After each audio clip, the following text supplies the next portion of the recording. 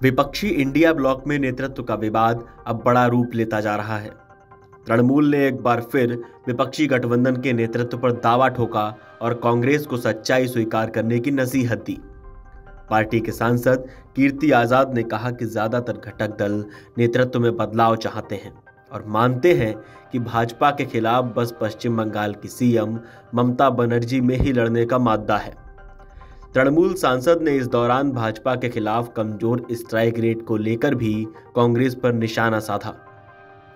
संसद भवन परिसर में आजाद ने कहा कि ज्यादातर घटक दल बदलाव चाहते हैं, सक्षम नेतृत्व चाहते हैं। RJD, SP, Shivsena, UBT, NCP, SP की ओर से सवाल उठे हैं। ममता के रूप में गठबंधन के पास एक बड़ा खिलाड़ी है, ऐसा खिलाड़ी जिसके नेतृत्व से दुनिया परिचित है। फिर गठबंधन के सबसे वरिष्ठ नेता शरद पवार भी जब ऐसा कह रहे हैं तो कांग्रेस को समस्या क्या है?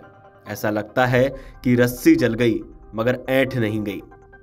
कांग्रेस को समझना होगा कि वो सबको साथ लेकर नहीं चल पा रही, घटक दलों की अपेक्षा पर खरा नहीं उतर पा रही। भाजपा के खिलाफ कैसे लड़ेगी कांग्रेस?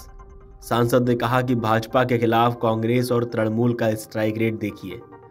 कांग्रेस का स्ट्राइक रेट महज 10% है, जबकि हमारा 70%। ममता के नेतृत्व में महज पश्चिम बंगाल ही ऐसा प्रदेश है जहां हमारा वोट प्रतिशत बढ़ा है। ये बताता है कि भाजपा से सीधी लड़ाई लड़ने में बस ममता ही सक्षम है।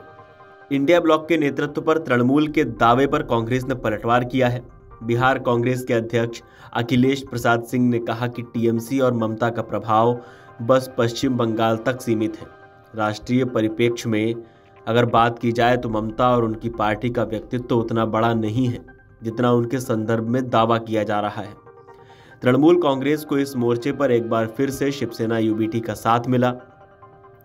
पार्टी के राज्यसभा सांसद प्रियंका चतुर्वेदी ने कहा कि ममता न सिर्फ बड़ी नेता हैं बल्कि सबको साथ लेकर चलने में भी सक्षम है। उन्होंने पश्चिम बंगाल में भाजपा के खिलाफ निर्णायक लड़ाई लड़ी है। हालांकि उन्होंने कहा कि गठबंधन के वरिष्ठ लोग नेतृत्व का सवाल हल करेंगे। वहीं महाराष्ट्र में शिवसेना यूबीटी के एक एमएलसी के बाबरी मस्जिद विध्वंस का समर्थन किए जाने से इंडिया गठबंधन के अंदरूनी मतभेद गरमाए हुए हैं।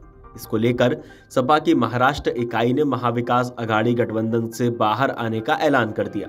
सपा सूत्रों का कहना है कि भले ही इस मुद्दे पर सपा हाईकमान ने अभी तक कुछ ना बोला हो, लेकिन महाराष्ट्र इकाई के अध्यक्ष अबू आसिम आजमी ने निर्णय की घोषणा हाईकमान की सहमति से की है। इंडिया गठबंधन की राष्ट्रीय समन्वय समिति में शामिल सपा के एक नेता बताते हैं कि लोकसभा चुनाव के बाद इंडिया गठबंधन की कोई बैठक ही नहीं बुलाई गई है। हम तो अब तलाश रहे हैं कि इंडिया गठबंधन कहां है। वहीं ममता बनर्जी को इंडिया गठबंधन का नेतृत्व दिए जाने के मुद्दे पर भी सपा फिलहाल चुप है।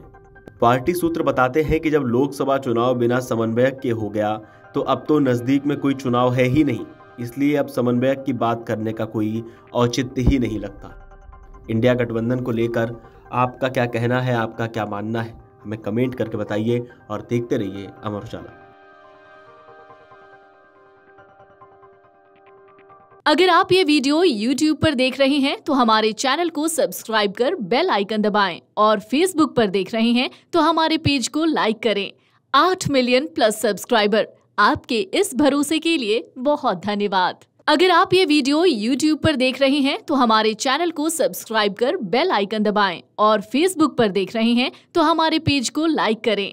8 मिलियन प्लस सब्सक्राइबर, आपके इस भरोसे के लिए बहुत धन्यवाद।